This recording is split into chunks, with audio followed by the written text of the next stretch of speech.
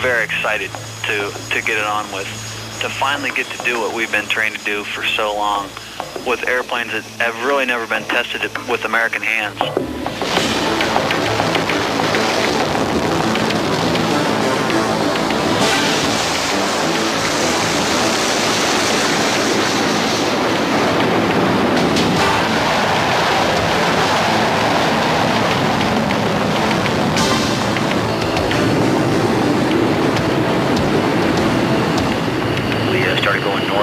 Iraq still had all their electricity, so all the cities were lit up with lights.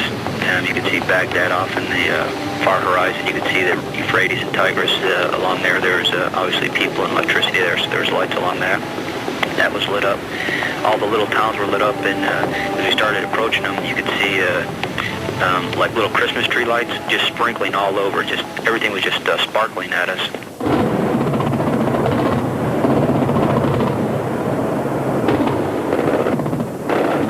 AAA being shot at us. Then you can see like snakes from the medium-sized AAA, just tracer bullets, and they look like big long snakes coming up in the air.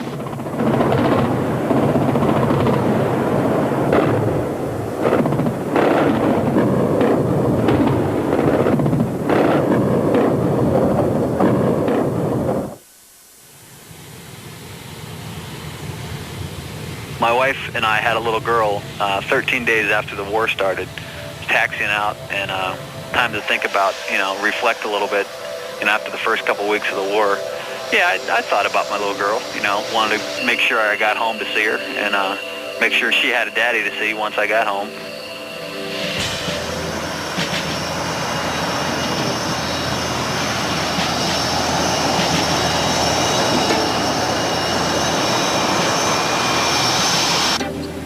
Throughout the brief, stepping out to the jets, your entire focus is on getting the job done and bringing everybody home safely.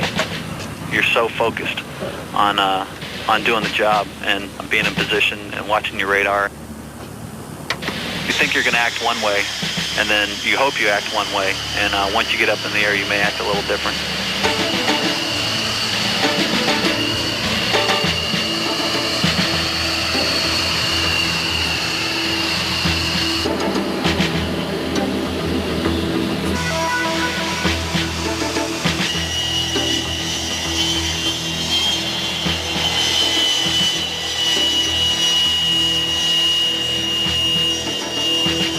Especially after the war started, when we started seeing the polls and stuff and how much support the president had, and that just made us more proud to go out there and do our job and fight for America, because we knew that just about the entire nation was supporting us and backing us up, and that's an American dream, and certainly pretty much everyone in the military's dream is to be united.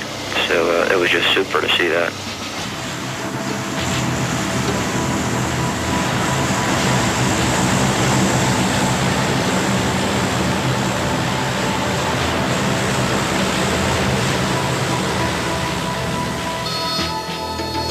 Every day, there is an order that comes down. It covers every mission, every time over target, every call sign, if tankers are involved, every refueling track. It's a team effort it's unbelievable in scope, and everyone has a small part to play, and taken together, these individual missions come together to form what guys will call a package.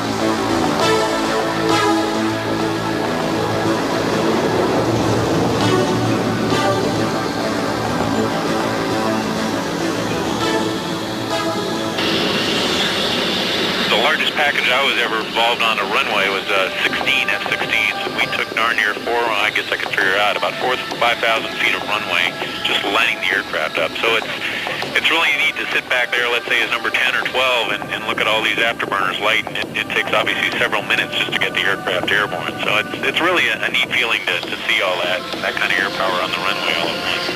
The visibility in that aircraft is unbelievable. You feel like you're almost outside, and all you're looking at, you can barely see over the nose. The wings are well behind you, so that's not in your peripheral vision. You feel like you're on the end of a pencil, and the pencil is a huge jet engine. It's still quite a feeling to go ahead and run the motor up and light the afterburner and get cruising down the runway.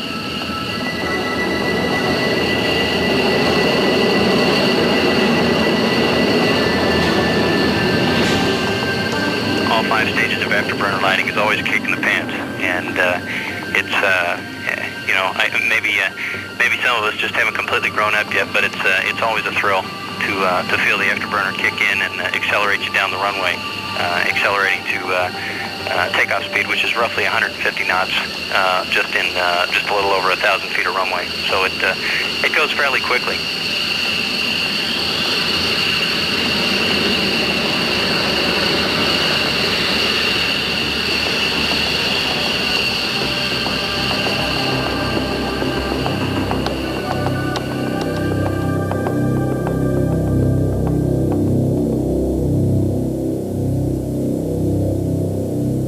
Got the first 3 here. I would expect to see another... They're coming up on the right, sir. Okay, we've got another 5 coming up over here on the right. You 2 go to the lead tanker, you 2 go to the number 2 tanker, and they'll brief a port or starboard hose. So, they have a hose to go to, that's what they go to. Okay, I see coming up on your left, sir. Is that a deal on the aircraft? Yeah, I've got 2 F-18s down here on my left. Can you get that data? It's beautiful. Yeah, that's a pretty day, isn't it? We were refueling sometimes 6 tankers and 30 fighters in a very small piece of airspace, trying to get everybody across the border, and it was a phenomenal effort to get the airplanes fueled, that many airplanes fueled in such a short period of time, and get them off. Hey, Benny, give me a quick rep on that tank. We're talking in from this guy. The refueling itself goes real fast. The fighter-type aircraft take about 4,500 pounds of fuel a minute, and your AWACS and larger aircraft can take up to close to 6,000 pounds of fuel per minute, so the refueling itself usually goes pretty fast. It got to be second nature. That was time to relax, was getting on the tanker. And most of the time, they found good weather. It's pretty easy. Just get your gas and go. It's the fastest drive-through you can find. Positive contact. Bunker, it's got 2375, good day. He understands contact, Bunker. Flight 43 will be in railroad. Plus 56. Base plus 56.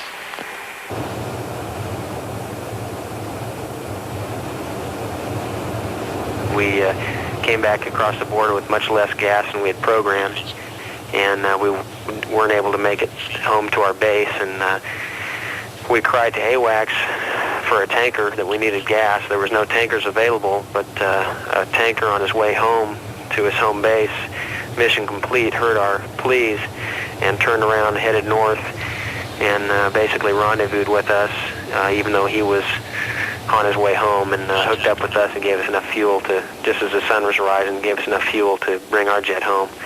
And that was typical of the kind of things that the tankers did for us during the war.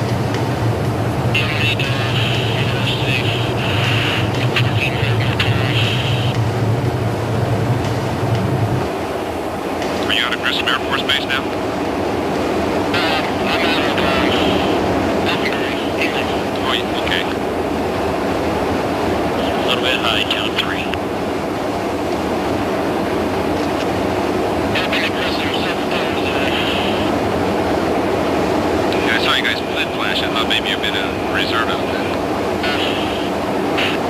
There's 2,500 you need more. That's good.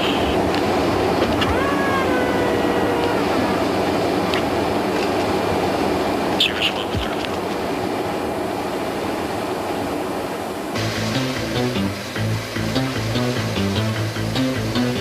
Now my heart's beating pretty fast, and I'm not thinking about anything but doing the job that I've been trying to do right then at that moment, and that is basically working my radar the best I can.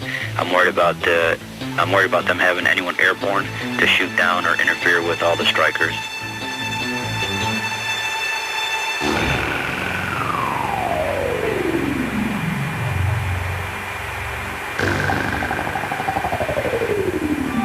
I was flying as the number 3 position most of the time. I had it pretty good in a sense of finding targets because his lead would go down and his bombs would explode.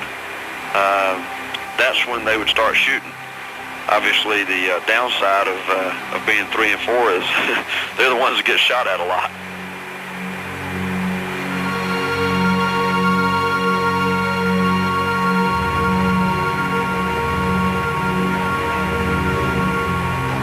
The ease in which the air war was presented to the people, you know, it looked like a pushover, but to those that faced it in the early days, it was not a pushover.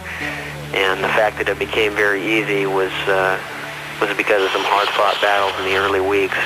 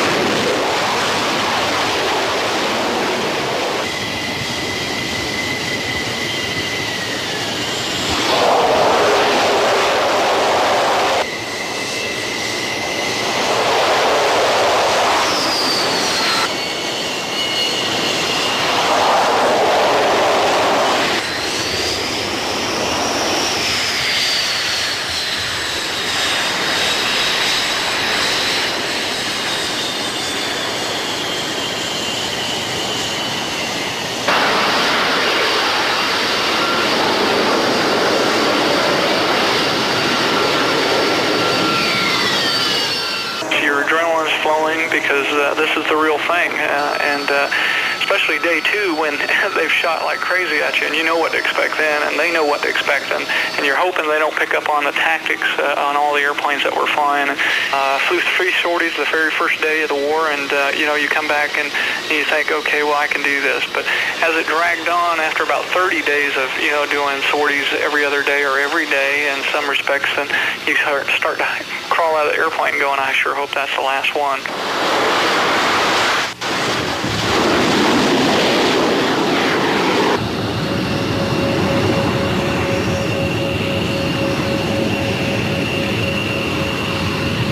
We would land and, without shutting down, just pull it right into, we call it hot pit refueling. So with the engine running, they'll just taxi on up, and we'd fill up all the tanks again. Then we'd go into the air, into our parking spot. As soon as we shut down, immediately weapons would start loading up the next weapons and any other minor maintenance involved in the turnaround of the aircraft. The airplane with good maintenance, and I got to put a good plug for our maintenance guys. I owe them a lot of beers. They did a super job for us, and that's what able to keep us flying all the time.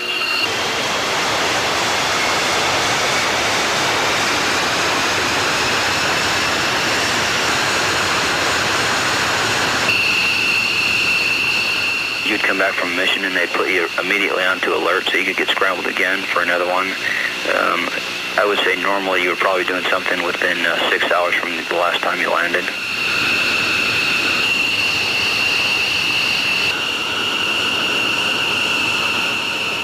The mission missions, and at least the duration of the missions were fairly demanding, especially initially. So I guess practical things came to mind first. When we were going to get the chance for the next meal, or figure out what our sleep cycle might be for the next day.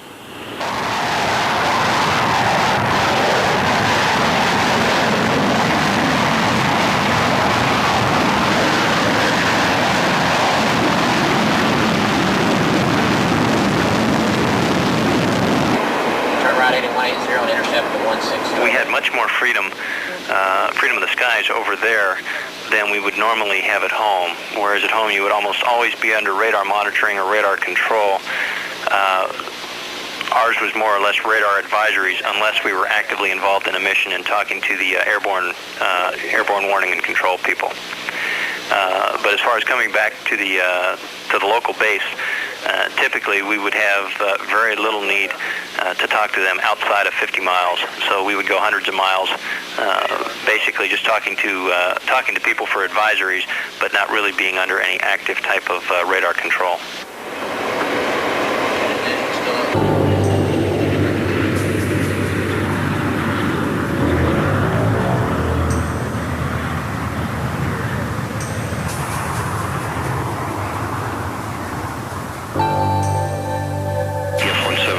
Was the first aircraft to go in and actually drop ordnance. We arrived within seconds of the beginning of the war. Baghdad was lit up. They obviously didn't know we were coming. They weren't expecting us. And the first series of bombs that we dropped to take out their communications network came as almost a total surprise. From then on, trips into the Baghdad area and some of the larger airfields were almost always met with fairly intense AAA fire. Normally, the aircraft would get into the target unobserved, drop its bombs, and then be shot at on the way out. Because we were able to get in there unobserved, I think that helped us avoid a majority of the AAA and helped allow for the fact that we never did get hit by so much as a bullet. The F-117 consisted of roughly 3% of the total number of aircraft used within the theater of operations, and yet we were able to strike some 40 to 45% of the strategic pinpoint targets that were hit during the war. But even I was amazed at how well we did in combat.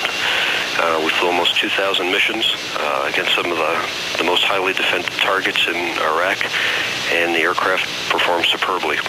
Not only were we able to put ordnance directly on target where we needed it, but the aircraft came away without so much as a scrape.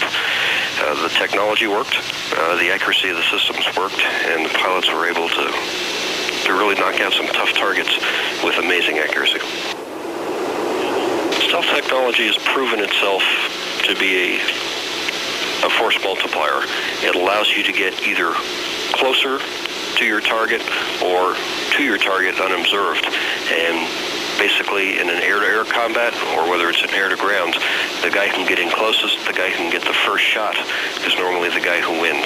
Within the Persian Gulf theater, the aircraft has picked up the nickname of Shaba, or Ghost. The pilots seem to be quite fond of that now and are considering asking the Air Force to make that the official nickname of the aircraft.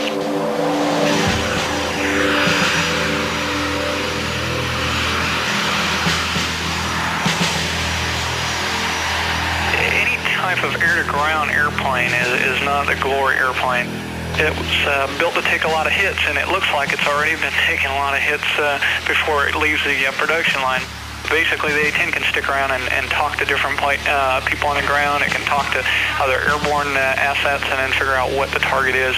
So it's a methodical type approach to things. It's a VFR type airplane, visual flight rules, no clouds, very good weather usually. And we had a lot of bad weather over there. We had guys that popped through the clouds and then found targets because they used to move stuff under it, or the oil slicks and stuff. But the weather wasn't real. I'd say 50% of the days out there, you had to work through the holes. Air-to-air is a lot of ego. It's one machine against another machine versus air-to-mud. You have all kinds of realms of things. You're going to take out a tank. You're going to take out a AAA battery. You're going to take out a missile battery. You're just not going to see an F-15 roll in, an air-to-air F-15 roll in on on a SAM site or anything. That's not their job. If you talk to any F-15 guys after this last war, they'll say, you know, they held cap over us at 20,000+ feet while we did our work, and they were pretty impressed too. So I think the brunt of the jokes are going to stop. It's still an ugly airplane, but it is a lot of fun to fly.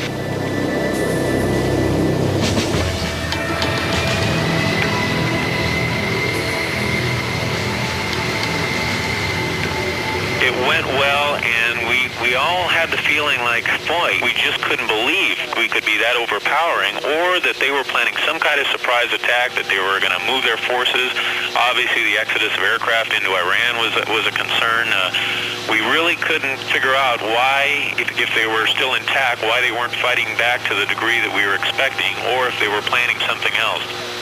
Later on, as the war went, and the biggest thing I think for all of us is to keep the razor's edge, I guess. You know, we couldn't get lackadaisical or sloppy, I think. We wondered, you know, what's the big surprise? What's the mother of all battles really going to be? And when's he going to unleash this wrath on us? The apprehension slowly worked its way out to the point where you really didn't think about it that much. It was, you didn't want to become complacent, but at the same time, you didn't have the lump in your throat anymore. At the beginning, I thought, you know, we got a job to do, we're going to do it. But as the war continued and as the oil wells were set on fire and as the atrocities came out that were being performed against the Kuwaiti people and then to the ecology in the region, I got mad about it. I just thought, you know, whatever has to be done to end this and get this done right.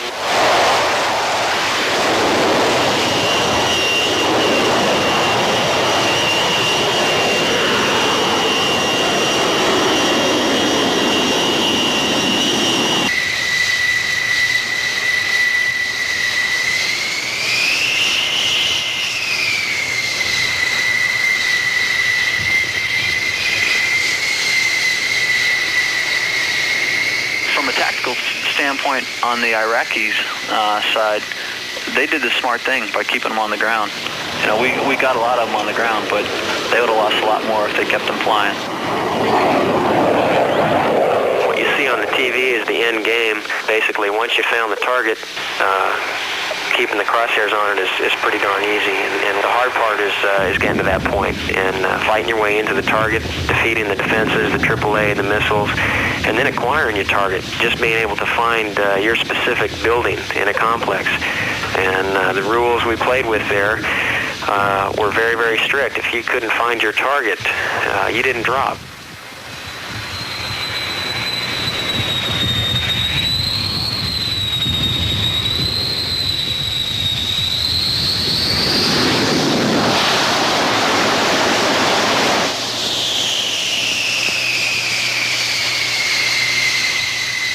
The minute that we turned around and started heading south to depart Iraq, there was always a tendency to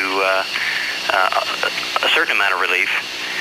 But I think the conscious thing that we really forced ourselves to do was make sure that we didn't let down. But once we had crossed the border back into Saudi airspace and we knew there was no ground threats that would be active against us, then there was a little more time for reflection.